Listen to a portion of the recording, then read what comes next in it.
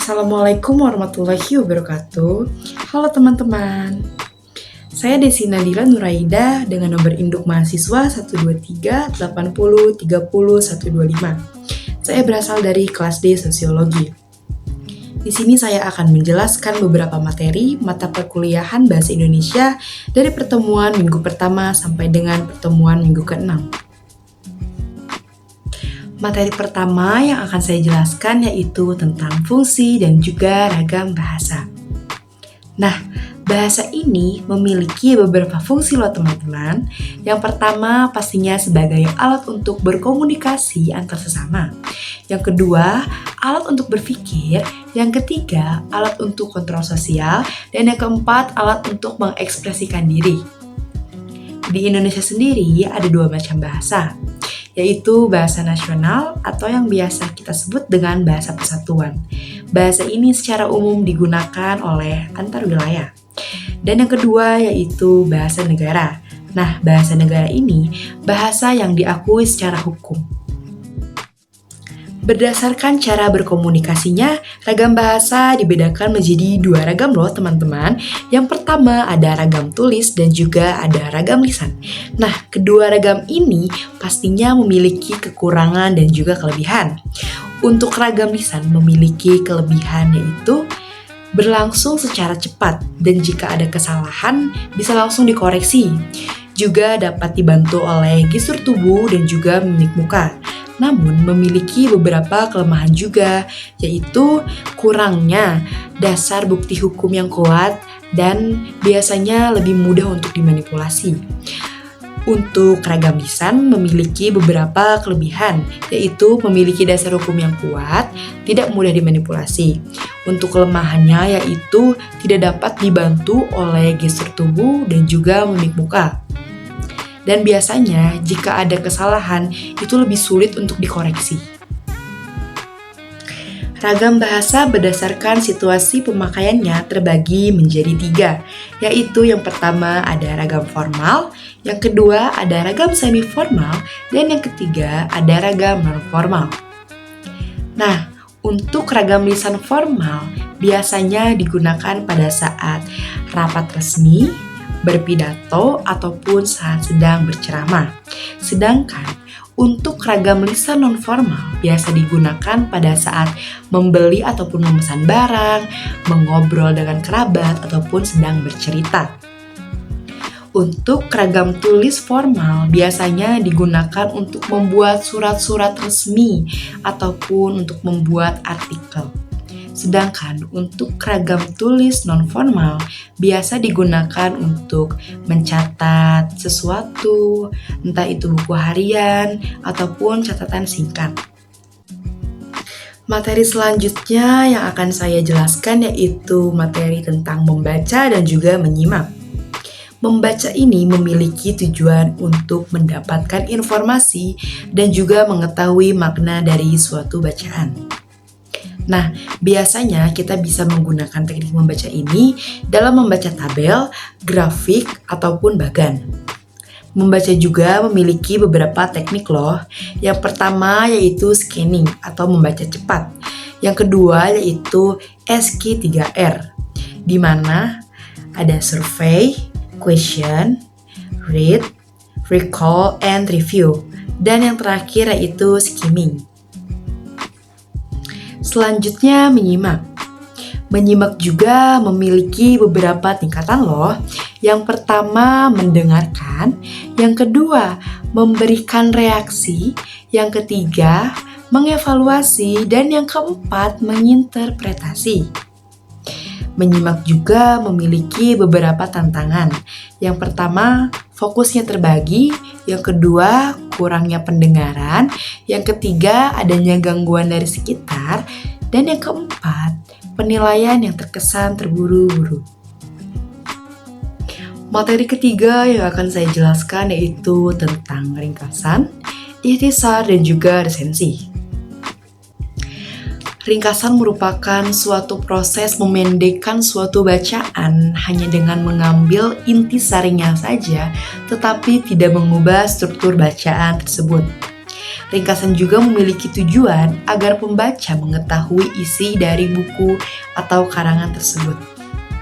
Nah, langkah-langkah membuat ringkasannya itu membaca naskah asli, yang kedua mencari gagasan utama, yang ketiga menyusun gagasan utama dengan benar dan mempertahankan sudut pandang penulis. Selanjutnya ada ikhtisar.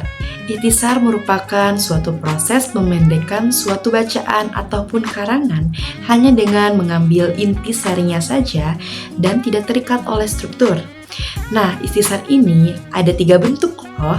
Yang pertama ada bagan, yang kedua ada kerangka, dan yang ketiga ada kalimat.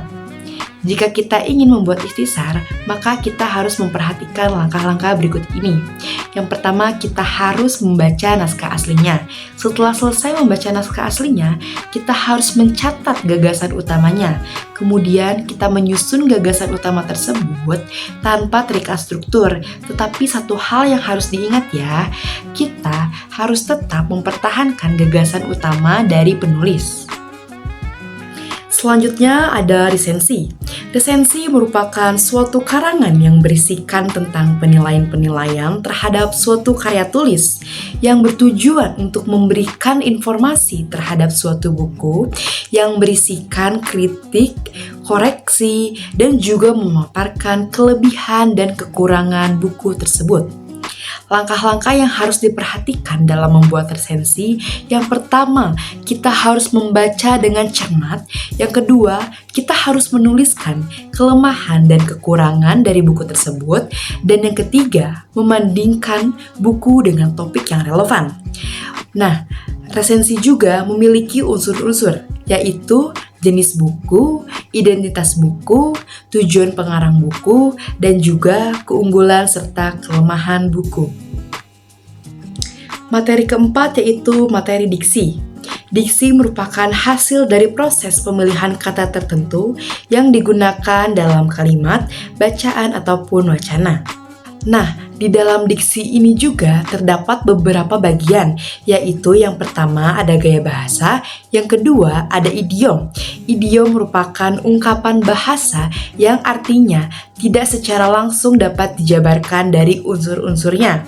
Contohnya seperti gulung tikar, adu domba, muka tembok, dan juga keras kepala. Yang selanjutnya yaitu ada idiomatik. Idiomatik merupakan pasangan kata yang selalu muncul bersama sebagai frasa. Contohnya yaitu bertemu dengan, dibacakan oleh. Syarat pemilihan kata diksi yaitu yang pertama, denotasi dan konotasi, yang kedua, sinonim, yang ketiga, kata yang mirip dan abstrak, yang keempat, kata penghubung yang berpasangan, dan yang kelima, kata umum dan kata khusus. Selanjutnya beralih pada materi 5, paragraf. Paragraf merupakan gabungan dari kalimat-kalimat yang mengembangkan suatu gagasan. Nah, paragraf ini memiliki ciri-ciri yaitu satu gagasan utama dalam kalimat topik, yang kedua, beberapa informasi yang tertuang dalam kalimat, penjelasan atau pengembang, dan yang ketiga, bentuk visual paragraf ditandai oleh peregangan baris, antar kelompok, kalimat, atau menjorok ke dalam. Sedangkan untuk ciri paragraf yang baik yaitu memadukan kesatuan, kelengkapan, dan juga kepaduan. Di dalam paragraf juga terdapat gagasan utama dan juga kalimat topik. Kalimat topik terbagi menjadi 2, yaitu eksplisit yang berarti tersurat dan juga implisit yang berarti tersirat. Nah, kalimat topik ini bisa berada di awal kalimat, di akhir kalimat, ataupun bisa di awal dan juga di akhir kalimat. Selanjutnya saya akan menjelaskan materi terakhir yaitu karya ilmiah. Karya ilmiah adalah hasil karya yang diperoleh dari kegiatan menulis dengan menerapkan konvensi ilmiah. Fungsi dari karya ilmiah yaitu sebagai sarana mengembangkan ilmu teknologi, pengetahuan, dan juga seni, sebagai penjelas, sebagai ramalan, dan juga sebagai kontrol. Sifat-sifat karya ilmiah yaitu yang pertama jujur, yang kedua bebas prasangka ataupun manipulatif, yang ketiga objektif, yang keempat prinsip analisis, yang kelima format yaitu gramatikal, logis, dan juga efektif. Aspek penting yang harus diperhatikan dalam menulis karya ilmiah yaitu yang pertama, tata tulis, yang kedua, bahan, dan yang terakhir ada perwajahan. Nah, nilai-nilai karya ilmiah sendiri yaitu dilihat dari isinya, dari bentuknya, dan juga dari bahasanya. Setelah saya mempelajari materi dari bab 1 sampai juga bab 6, saya jadi lebih mengerti dan jadi memberikan banyak pengetahuan kepada saya cara memahami bacaan dan juga menulis suatu kalimat dengan baik dan benar, khususnya dalam pembuatan karya ilmiah yang sangat amat berguna bagi saya untuk kedepannya. Terima kasih, sekian dari saya. Mohon maaf bila banyak kekurangan. Wassalamualaikum warahmatullahi wabarakatuh.